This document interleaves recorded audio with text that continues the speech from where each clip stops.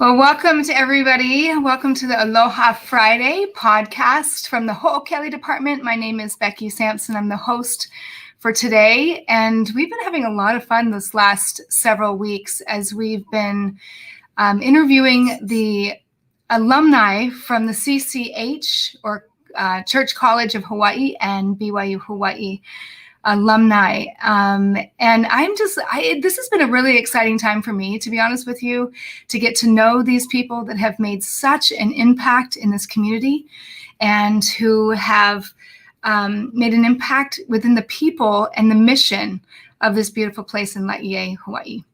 And today we have a very, very special guest. I just want to kind of cover a couple things before we get into the guest, actually. I want you to, looks like a lot of people are coming in right now.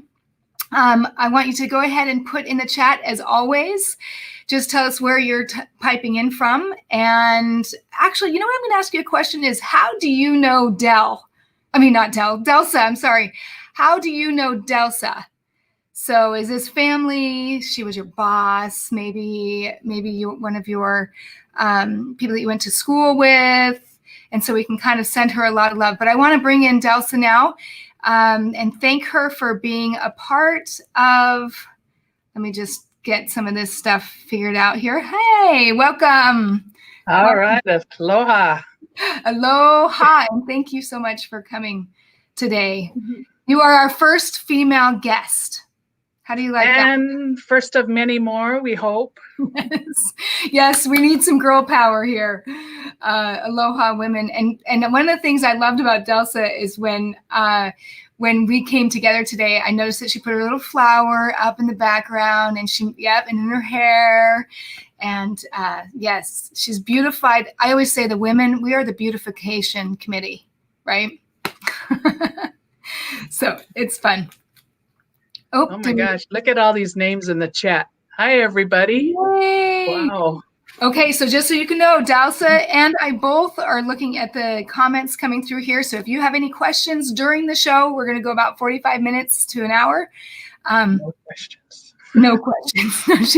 She says no questions. Delsa, what Delsa says goes.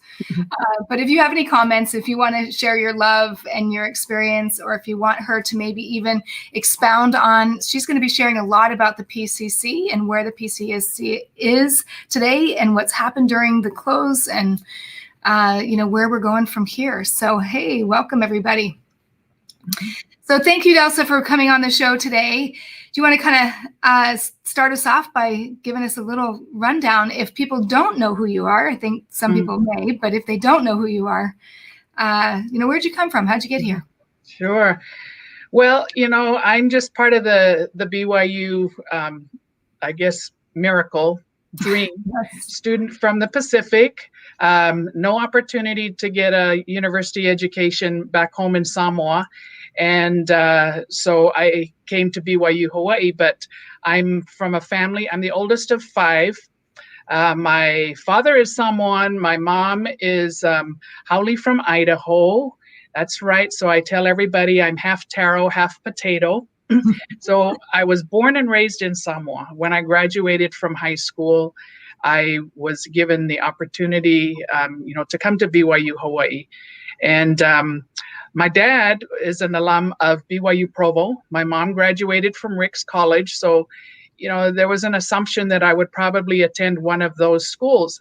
And I was thinking very heavily about it. No connections to BYU Hawaii or CCH at the time. But we had one of my teachers in Samoa, Beth Hunt, taught a Polynesian dance class. And that's where I developed my interest in Polynesian dancing. I learned the poi balls, I learned to hula, and I had already known how to do Samoan dances from when I was young.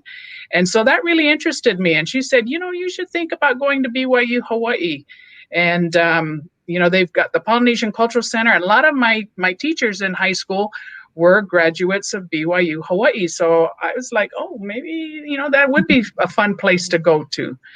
But so that's me from Samoa. A lot of friends that came to school with me here at BYU Hawaii. And what year was that you came here? That was back in the fall of 1978. Yes, I've been here a long time. I was only 10 when I came. Wow.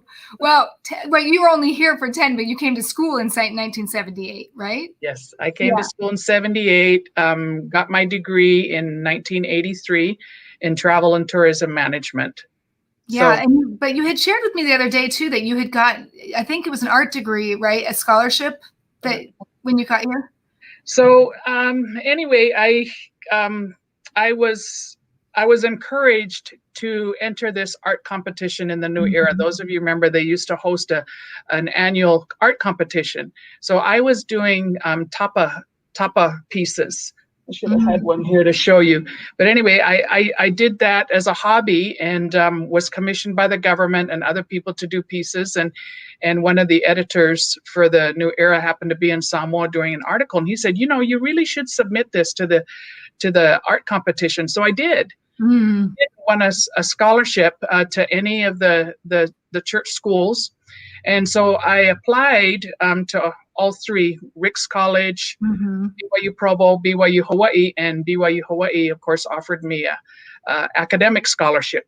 So that made it that kind of deal. You know, they're going to pay for me to go there, and I can use my art award there. So I came, and so I started out thinking I was going to major in art. Then the artists that I met here were really, really good. I knew I was not in their league. So I thought, okay, biology, that was interesting to me. Then I got bored with biology, and it wasn't till later in my sophomore year where my academic advisor told me, you know, you really have to settle on a major. You just can't be in all these classes. I was having too much fun. And so one of my friends said, you know, because they knew I enjoyed traveling. And they said, you know, you should try travel and tourism management. Take this class from Brother Bonnet. Well, I took the one class and I was hooked. And that decided it for me that I would major in travel and tourism management. And I loved it. And so, yeah, and it's been helpful to me even, you know, now with my position here at, not just on my position, but my work at PCC. It's come in very, very handy.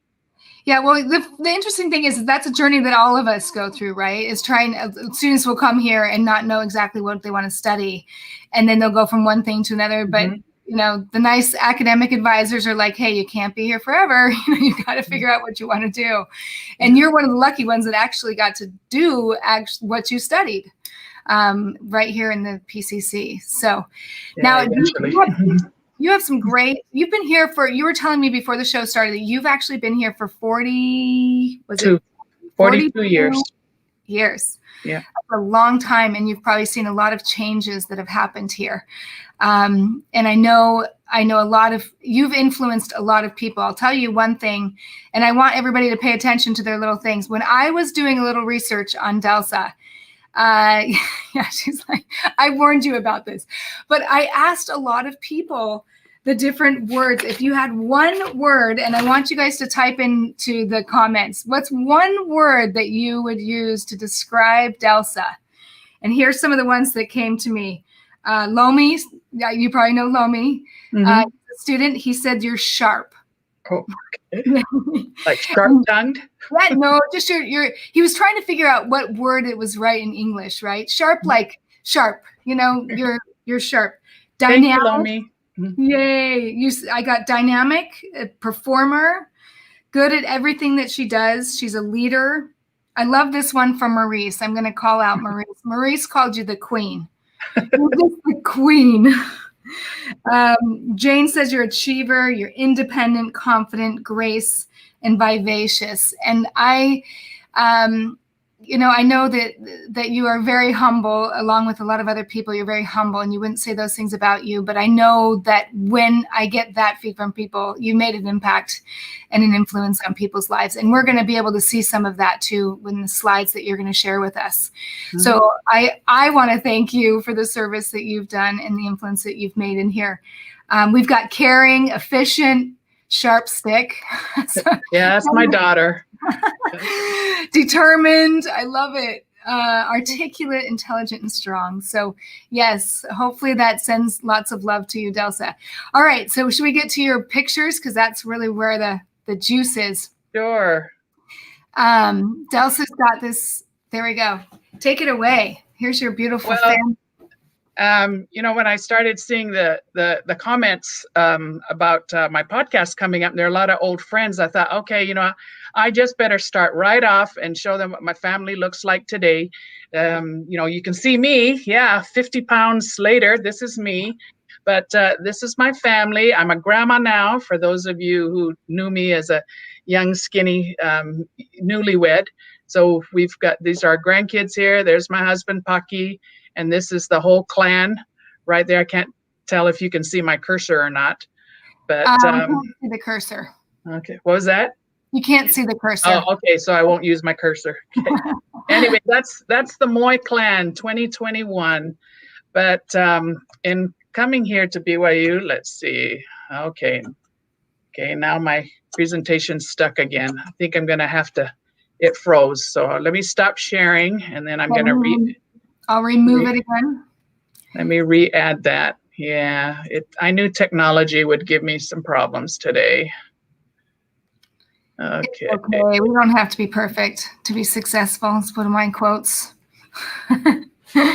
Let me add it back in. Okay, let's see if this will work now. Okay, there we go.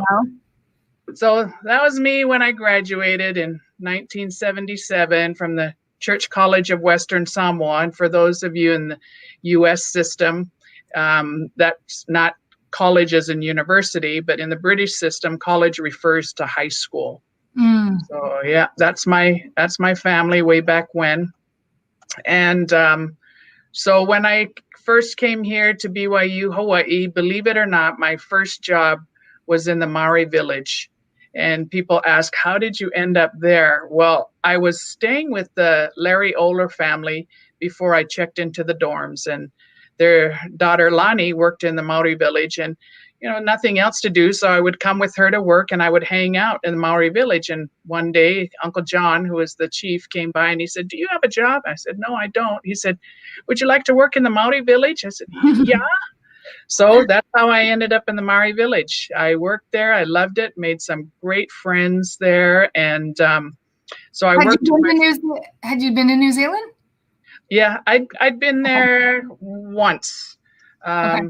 Have a lot of family from New Zealand as well. So, and my dad, while he was attending BYU Provo, he was part of the Kiora Club. That I think he was probably known more for his Maori dancing than Samoan. And so I was very familiar with the Maori culture. But I loved my time there in the Maori Village, only worked one semester, and then the theater department realized that I could play the pump organ, and they needed someone to play the pump organ for the matinee show. That was a show that was on at noon. So I transferred to the theater department, and I worked there the rest of my student life. I performed in the shows. You can see that middle photo. I was also part of the brass band.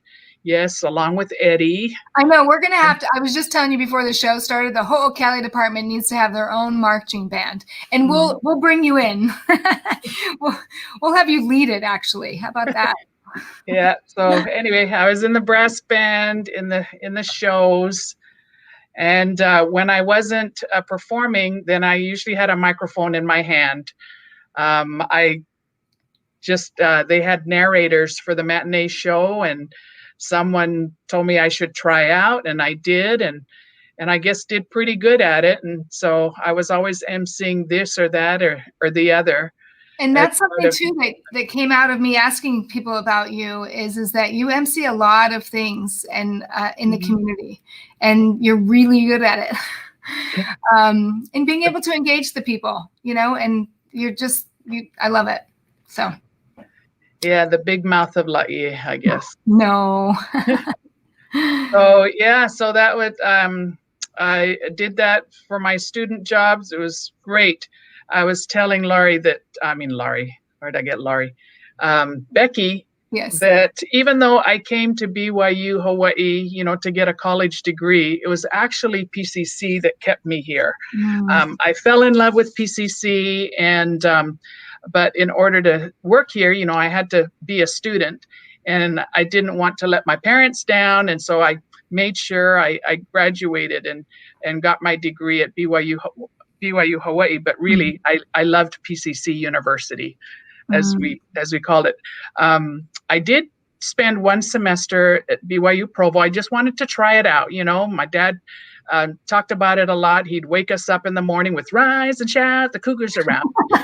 Anyway, a few of my friends, we all decided, yeah, let's go try out BYU Provo. So we all registered the same semester. We went up the fall of 1979, tried it. I loved it. I got, I guess, recruited to be part of the Laymanite generation and enjoyed it. And I really had fun at BYU Provo, but they didn't have a PCC. Yes. So I came back for a winter semester. They can't beat that. Yeah. They don't have a PCC. So came back here and been here ever since. So then after I graduated, PCC offered me a full-time job. And my first full-time job, I was a manager of the guides department. And so I was there. See, there's some of the crazy people I worked with. You might see some familiar faces. Some of you probably see yourself in here. But a lot of fun people. They've gone on to be really successful in their lives. Many of them are leaders in the church, bishops, Relief Society presidents. I see Anna Christensen here. She was one of our multipurpose guides, used to correct everybody's papers in between tours. And then see, that's a unique thing to be having students. And for some people that may not know, that may be watching this, that the Polynesian Cultural Center is where the students work in order to pay off school, right? So we go to school in between performances, right, and doing homework. So that's really a unique thing, correcting papers in between performance. Yeah, it's really a great setup for the students. Many of them, they'll just wear their work uniform to class, and then they'll come to work right after. And there were times where in between shows, I was running back and forth between classes. And back during our time, there was the rules were less restrictive, the federal rules. And we could work as many hours as we wanted. So many of us who were students, we were working 30, 40 hours and also going to school full time. Our days off were spent at work. That was our social life. We didn't have, the closest, I guess, place for us to go to have fun would be Zippy's and Kaneohe. There were no 7-Elevens. All of the entertainment was on campus. And so going to work was our social life, and we really enjoyed it. Yeah, so I have also was manager several times for the shows. This is our former night show, Horizons, and also the Luau, our old Luau. And I work with some great people. These are what we call the President's Council. This was during the 40th anniversary of PCC. We like to have fun, and we like for the employees to know that we're also crazy as well. Yeah, big afros there. I see. Somebody bought out the afro wigs. That's awesome. So speaking of anniversaries, I love a quote that Cy Bridges said one time.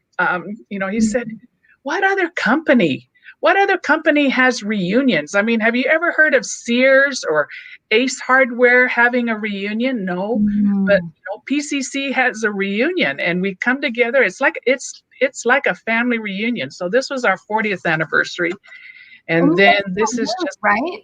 What was that? It's yearly, right? No, we only hold it on the decade milestones. Oh, okay. So the 50th, which was in 2013, was our last one. And this is just some of the performers. There were so many alumni that came that we had to have 2 alumni shows. We had what we called the Golden Show for those who worked the first 25 years of PCC. And then there was the Silver Show for those who were in the latter 25 years of PCC.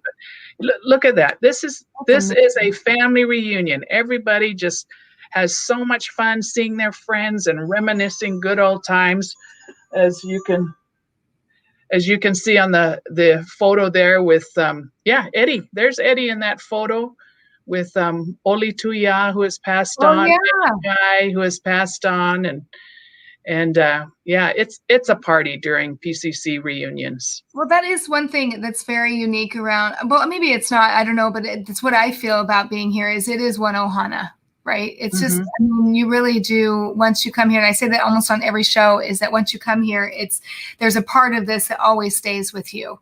And that's one thing that the alumni are always talking about. Is like, when can we come back? When can we come back? We want to connect. And what a beautiful opportunity to have that done, or to be able to do that. No, it's true. BYU and PCC have provided so many of us, just great blessings that we would not have been able to receive in our home countries. And for the church to be able to make this possible, I didn't fully realize the blessings afforded me until, of course, hindsight is always much better. And so, we always telling the current students, cherish the moments that you're having now, because when you leave, in our time was when you leave, you're going to miss that $2 paycheck. Of course, the students nowadays have not experienced the joy of getting a $2 paycheck, but you've received very little money to live on. You know what? When you leave, you're going to say, man, I would go back and work for minimum pay to return back to BYU, Hawaii, or PCC. It was my best job ever. Many of them say that. Oh, and that happened last year with one of the students I had, and one of my the COVID hit and he went off island, and he used to be late to school into class. And he called me. He's like, Becky, I miss it so bad there. And I'm just like, don't you dare take it for granted again. When you get back here, it is. But I think that's pretty normal for most everybody, is we sometimes don't realize the impact of that moment or the opportunities that we have when we have them. Until they're gone. So yeah, seize the moment. Yep, true. Well, and so that's some of the, the fun things, rewards that we get for working at PCC. And I know that many tuning into this podcast probably, wondering, what happened to PCC? We were closed for 10 months. We closed on March 16th, 2020. And, we just reopened what we call our soft opening. And so we furloughed many of our employees. We had close to 100 full-time staff who decided to take a severance package and either retire or move on to other opportunities. Wow. And it was sad. It was a sad moment, but it was a really nice send-off for them. Here at PCC, we call them graduations. When people retire or leave, they graduated from PCC, and we had a terrific graduation for many of them. And so anyways, so with the closure of PCC, when we realized that we were going to be closed longer than just a few weeks, we said, okay, what can we do? And of course, the lagoon is our biggest single asset here at PCC. And we thought we need to drain it. We need to drain it and clean it. And, we don't know when we're going to get this opportunity to do it again. So we did. We moved very quickly on that. We dammed half the lagoon, that bridge right between Tonga and New Zealand. For those of you familiar with PCC, we put up a dam there and we drained the north part of the lagoon. And then we brought in the heavy equipment. You can see there, we scooped out 2 to 3 feet of sludge that was in the lagoon. And we did that. And then we did the same thing. We filled the north side up, and then we drained the south side of the lagoon. And many of you have never seen what the lagoon looks like without water in it. But that's the sludge that came out. That's without any lagoon water in there. And then I know it felt like a ghost town when I went through, when it was that way. Yeah. It was just a really interesting feeling, because there's no drums, no sound. Yeah, I know. It felt like Sunday every day coming to work. And how many of you have ever seen a cart driving on the bottom of the lagoon? Well, it happened a lot. There's a cart going down behind the theater area into the lagoon. it was left empty so long that grass started to grow again in the bottom of the lagoon. Wow. We had we had to get in and weed whack it. Oh my goodness. I also heard that you had some very expensive fish. Oh yeah, well the koi, we have our koi, we have about six of them. We had to catch all the fish and put them into the side that wasn't being drained. Wow. And make sure we didn't lose any of our koi because they've been with us for decades. Mm-hmm. So last I recall, we were able to save all of our koi. Wow. Yeah. So even while the lagoon was drained, you'll see the middle photo there. That shows a team of 3 students along with a couple of our full-timers. These students, I believe, worked in our restaurant services area. And so they were repurposed during the closure, and they learned how to install those wooden bumpers along the banks of the lagoon so that they could protect our canoes. Canoes are always getting scratched up and dinged and banged, and for one reason or another. And so by installing these wooden bumpers along the most hazardous parts of the lagoon, we're hoping that'll prevent, as much damage to the canoes as we had before. So yeah, they became expert bumper putter-uppers. Which someday, 20 years from now, they're going to tell their grandkids that story. Yeah, I installed those. Yeah. So many of our students learn new skills. Mm-hmm. You can see in the Samoan Village, we removed the presentation hut that was in the middle of the grassy area or malai, and just redid that whole area. And now we have doubled the space of our malai there in Samoa. Beautiful grass area. Yes, it's a great area for rugby now between the Samoans, Tongans, and the Maoris.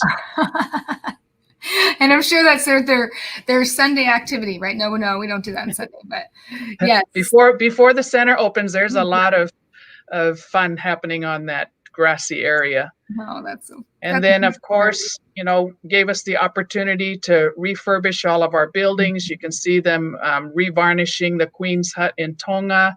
We changed the whole entrance to the canoe landing. Instead of guests having to walk out and around, now we've just cut an opening right there so that as they walk over the bridge from the Hawaiian Journey Theater, they enter straight into the canoe tours area. It gave us the opportunity to replace our sound and our lighting system in the Pacific Theater. For those of you that are familiar with show operations, most normal theaters, they go dark, meaning they close the theater for a period of time and they make these changes, but not PCC. We tell our contractors, and they think we're crazy, but we tell them at no time can the show go dark when you change the sound system or when you change the lighting system. It has to be done over the weekend and working by Monday. And they've never failed to deliver. And so with the center closed, we thought, okay, we can do this on more realistic terms. So we replaced our entire sound system in the Pacific Theater. We replaced our projectors in the Pacific Theater as well, replaced our spotlights, and they were able to do it on a more practical time frame. Our consultants were so happy to be able to. I love it. I know that one of your themes is that the show must go on, right? Yeah, definitely. It doesn't matter. But I'm glad that we had some time to kind of get, but that's also I noticed the couple days after you guys closed, I was there going through the PCC, and it was so amazing to see all the students come together and start cleaning and start, sweeping and start wiping. I mean, it was the most magical thing, it's just unusual time. Yeah. So, segues right into this. So how did we do that? How are we able to do all of that while we're closed? And really, it's what you described. It's just one ohana, sharing aloha, coming together. So tour guides became expert floor installers. There were no tours to take. They had to do something else. So they learned how to put in laminate flooring, carpet flooring. They were so proud of their work. Look at that. They learned how to, assemble modular desk spaces. We were able to get several containers of old office furniture from Salt Lake City headquarters. And so our students, our tour guides, learned how to install all of these desks For those of you who don't know, that PCC administration moved out of the Lorenzo Snow building on campus at BYU. We moved out by the end of 2020, and we're all located here on PCC grounds now. And so our students helped us with that. Dancers in the night show in they became painters. They, here they are reapplying all the safety strips. They learned to sand the rusty armrests on the theater seating. Our concessions and kitchen crew, there they are in the lagoon, scooping up fish and, and transferring them to the side of the lagoon that had water. And everybody learned to become gardeners and farmers and planters. We've got taro and sweet potato growing everywhere. That's Iriah Bailey, who has since relocated back to New Zealand. But he and our students in Aotearoa just turned the place into a kumara patch. And that upside down wheelbarrow, you're probably wondering what that is. Well, we weren't just being gardeners and painters and planters and landscapers. All that food had to be harvested. So yeah, we made umus, we made hangis, and when we don't have enough items to cover it with, you just turn a wheelbarrow upside down over it, and that keeps the heat sealed in. Get resourceful. Very resourceful.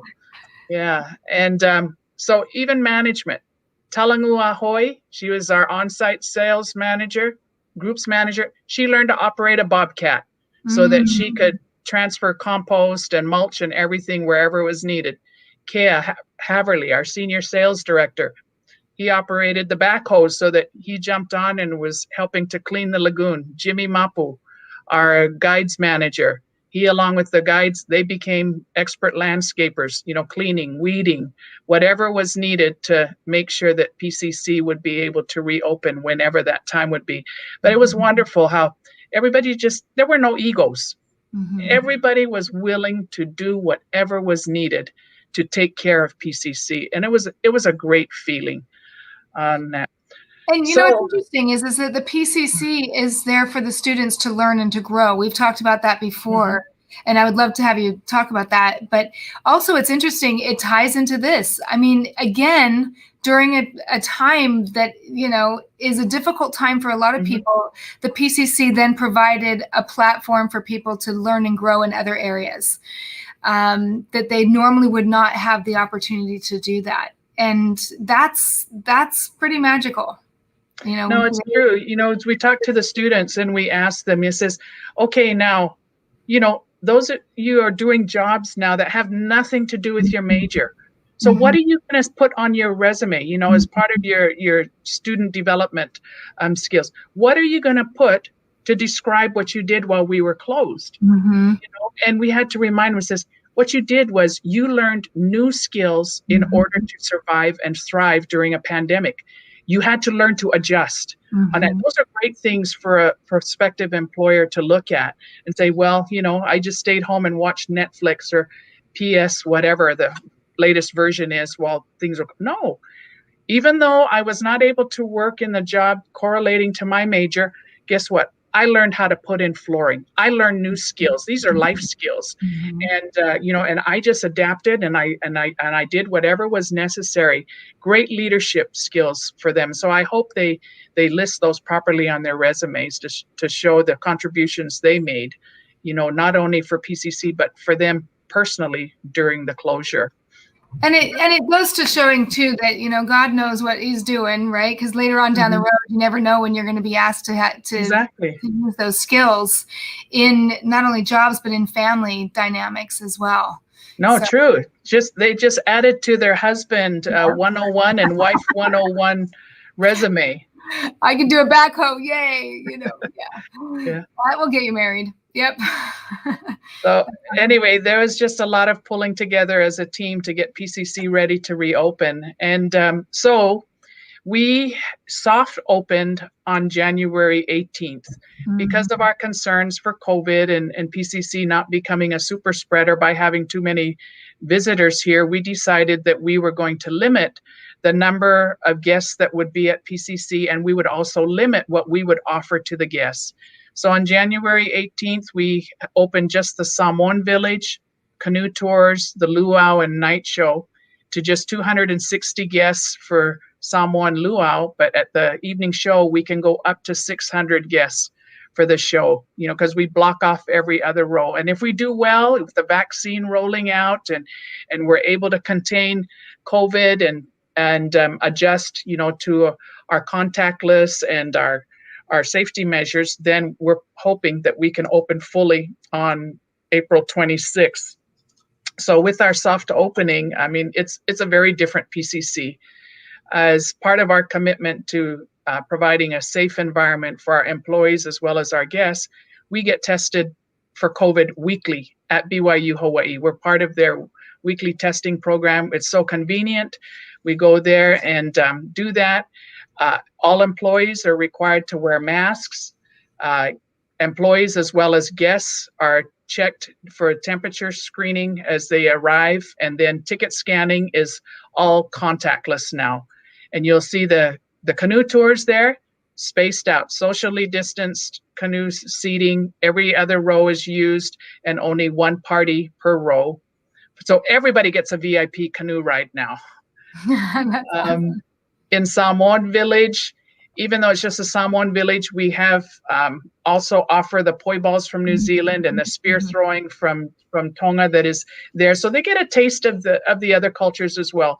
But we've used hula hoops and placed them on the field so that they're distanced more than 6 feet from each other, and that's where they go to do the activities. So we say, okay, everybody go jump inside a hula hoop, and that way we can make sure that they're spread apart properly. After each presentation in the Samoan fale or building, we use the electrostatic sprayers to spray the whole place and wipe it down. And then even Cap, yes, Cap is still here. And he still looks exactly the same. I know. He comes out of COVID looking the same. Yeah. I love it. So Cap is there. And if you look closely, you'll see he's wearing a clear mask. So even our presenters, they wear masks so that they keep themselves safe as well as everybody else working with them. Our luau, you can see the tables are spread out there at the luau. And I had to throw in all the food just to make those of you not in Hawaii, just salivate. Look, we still got those wonderful taro rolls there on the end of the buffet line. We still cook our pig in the imu, nice crunchy skin. And a new dish that's been added to the luau is our kampachi fish that's steamed. Oh, that's my favorite. So we got, and plus lots of other food there. But at the luau, the guests do not, it's still a buffet, but we serve the food and put it on your plate instead of the guest handling the utensils. So very, very safe there with how the food is dished out to our guests. And then for the night show, Ha Breath of Life, you can see what it looks like with socially distanced seats. Every other row is blocked off. There are 3 seats between each party at the show. All of the performers are required to wear clear masks, hardly noticeable. You have to look very closely there to see the clear masks. And a new thing that we added to the show with the soft opening is, as part of the fire knife dance, we have a dynamic duo, Shande and Aliyah Ava. They are twins. They are the daughters of Jason and Maliana Ava. And their uncle David Ngaleai is standing there in that photo with them along with their mom. But anyway, as part of the fire knife routine, the twin girls come out and they do a synchronized fire routine that just brings down the house every single night. Yeah, that's been a great addition to the show. Delsa, I don't know how many times I've seen that night show, but I cry every single time. It's just, and you make me cry again. I mean, it is unbelievable. You sit there and go, I cannot believe that. I mean, it's just so impactful, not only the message, but the performance, the environment, being in this beautiful place. I think a lot of people would agree.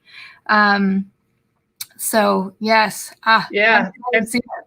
I was just conducting a site inspection, before this podcast with a group here from Southern Utah that wanting to open up a Native American Cultural Center. And I was showing them the show and telling them how, it's all college age students who are in there and doing this. And, and I tell you, I agree with you. this group of performers are the most professional group of amateurs in the world. Many of them have, never danced in their life. Mm-hmm. And they come here to PCC and they see others doing it and they say, man, I want to learn to do that, or I can do that.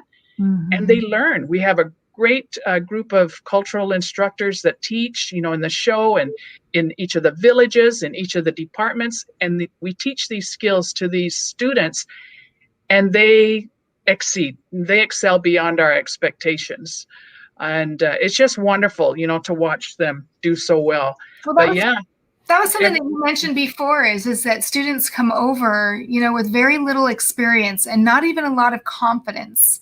Mm-hmm. And kind of touch a little bit on that and about how you've seen them grow so much just working at the PCC and taking advantage of those opportunities. That's one of my favorite things, is to watch these students when they first arrive and then watching them develop mm-hmm. through the years, and and then when they graduate, and remind them, say, remember when you first came, how you couldn't even look anybody in the eye, and I think of someone like Jason Fanga. Mm-hmm. Jason Fanga came from Fiji, shy guy. He worked in our IT department, perfect. But Jason wanted to go on a mission, and he knew that as a missionary, he was going to have to be able to talk to people, mm-hmm. not just people, but strangers. And he recognized the weakness, and he wanted to address it before his mission. Mm-hmm. So he came and applied to work in the Maori Village. And we said, Jason, are you sure? And he says, I have to overcome this weakness. Mm-hmm. I've got to be able to talk to strangers, if I'm going to be a successful missionary. And I watched him blossom in the village. And when he left on his mission, oh my goodness, you couldn't even tell that he was this shy introvert before. He just came out of his shell, and he was a great, fantastic missionary. And I think of, Losali, Masima, and Lolo Latu, students that, Lolo's still a student here with us, but Losali was with us until PCC closed down. But same thing, came from Tonga, mm-hmm. shy and just, very humble, very reserved, respectful. And now they can get up there and present to strangers on a microphone. They've got so much confidence. They can carry on a conversation and just think on their feet. And it's just wonderful to watch this confidence, build in them. But, there's just story after story after story of these examples of how they just become a whole new different person. Well, it's a very unique opportunity for them. And I know when I've done the canoe, I know are they canoe tour guides? Is that what they're called? Yeah. Okay. Yeah. And I'm telling you, I mean, I'm in the public speaking world, and there's been a couple times where after I go on the canoe ride, I'm like, dude, you are amazing at what you do, because they're able to keep the attention. They get laughter out of the people, the tourists that come. They're able to say, hey, look here, look there. I mean, I'm so impressed. As they say, talking behind their backs and pushing people around. They probably have not had that opportunity before. Right. And now they're experiencing it. But in order to be a leader, you got to learn how to lead. And that sounds like that's exactly what you guys are teaching them. We tried, to provide a comfortable environment where, if they fail, they can fail safe. Of course, mm-hmm. We're not perfect at it.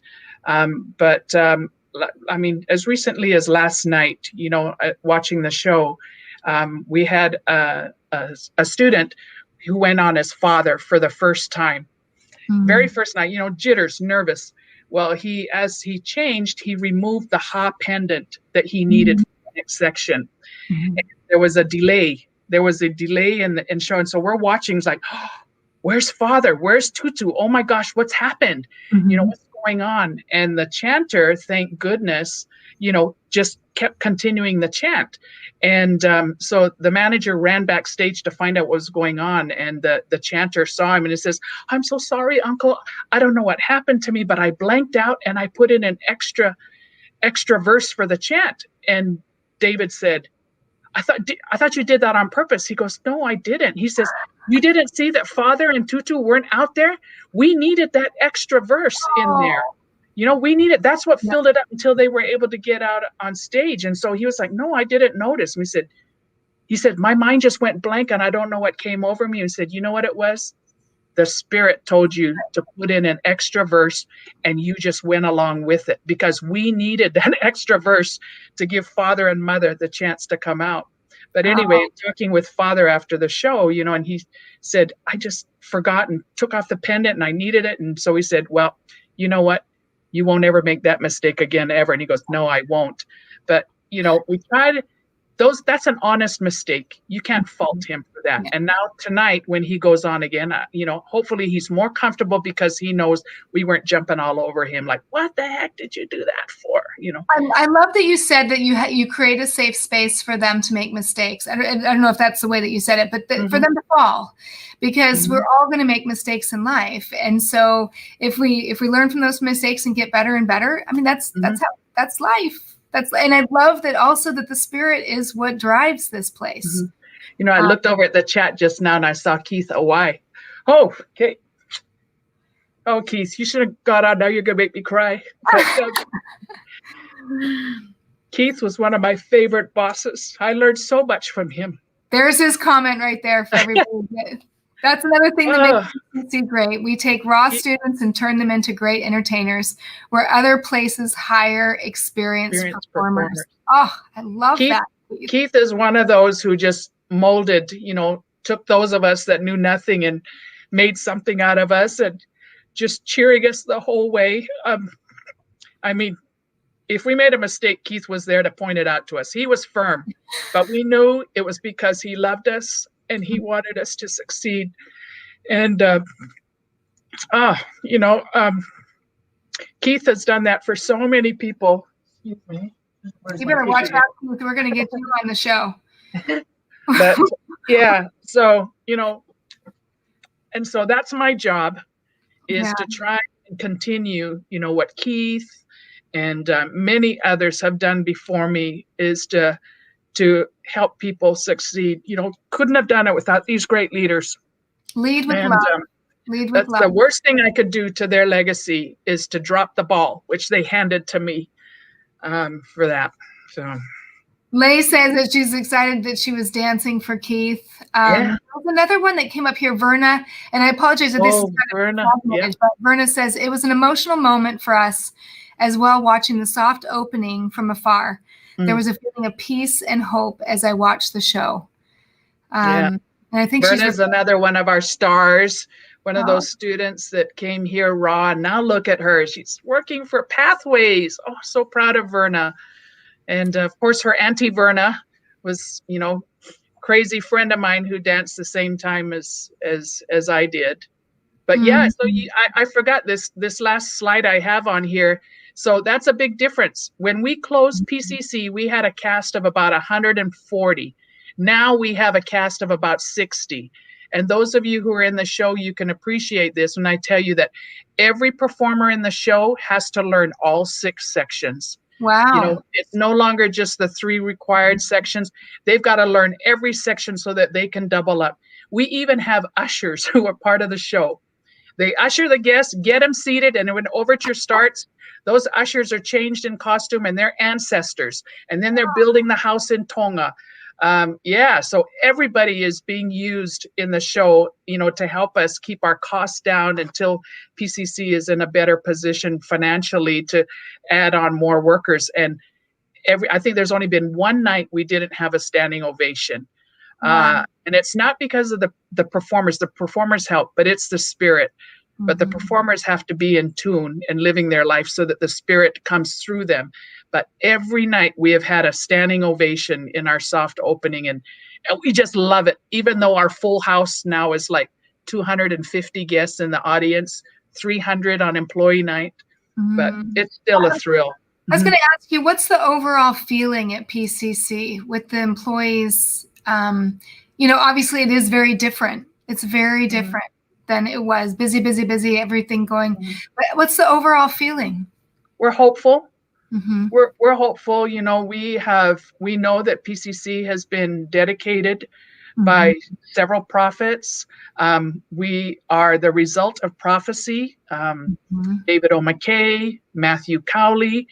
And so we know as long as it's helping to fulfill the God's work here on earth, that they're going to protect us. But we have to do our part. We have to make sure that we are worthy of those blessings and that we can be the type of people needed to carry this work forward. But God is not going to make it easy for us. We have to be able to cut finances and make those tough decisions as to what is a need to have versus a nice to have. Of course, we'd love to have 100 people in the cast back on stage, but we can't afford it right now, and so we go with what we can, and everybody just has to dig in and double up and do whatever is necessary. And everybody's having fun. I haven't heard anyone complain about, I can't believe they're expecting us to do all of this. Well, if maybe they haven't said it around me, but I don't feel that from anybody. They're just excited to be back to work and doing what they enjoy doing. Yeah, and I appreciate you saying that, because it's, sometimes we think that we're not being blessed because it's hard. But actually, it's in those difficult times where we get really resourceful and we pull together and figure out what is needful. And Lei just brought up a really good point in the chat. She just said, hey, if you need volunteers, you let us know, Delsa. I actually have a friend of mine that I just met with for a brief moment before this show. She's here on the island, and a friend of hers was like, Becky, can I come for a month and just volunteer at the PCC? Do they just let us come volunteer? And that's the feeling overall of this place, is I think, and over years, from what I've gathered, there's been so much time and effort and volunteer work, and people just, they're here to serve. They're here to serve. Speaking of volunteers, with the as part of the pandemic, the visitor center had to close down.